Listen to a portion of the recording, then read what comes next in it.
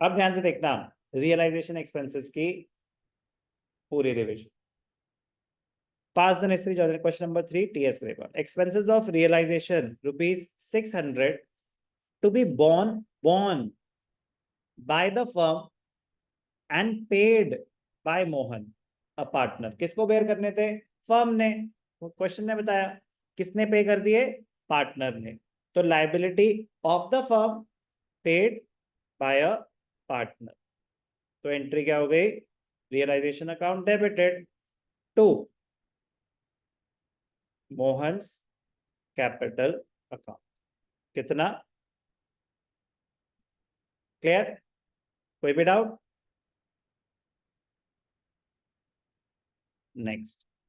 Mohan, one of the partners of the firm, was asked to carry out dissolution of the firm for which he was allowed a salary or a remuneration.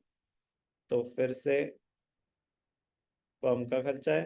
Realisation account debited. कौन है? महेश नहीं है, Mohan. Mohan's capital account. कितने रुपए? 2000. कोई doubt? Clear? Next. Motor car of the book value 50,000 taken by a creditor of the book value of 40,000 in settlement. Hand raise कर रहे हो? कर तो रहे थे. करोगे? सुन तो लो पहले. ध्यान से देखना है. हमारे पास एक गाड़ी है 50,000 रुपए की. एक क्रेडिटर ने ले ली. क्रेडिटर थे 40,000 के. इन सेटलमेंट कह रहा है चलो ठीक है गाड़ी मेरी हुई, हिसाब हमारा खत्म हुआ. तो उसने गाड़ी कितने की मानी? उसने गाड़ी मानी 40,000 की. यस और नो? तो एक तरह से आपकी कार बिकी है 40,000 में. रियलाइजेशन ऑफ एसेट हुआ है 40,000. अगर कार बिकती तो एंट्री क्या होती? Cash to realisation 40,000. क्रेडिटर्स को पैसे देने पड़ते 40,000, तो रियलाइजेशन टू कैश होता 40,000.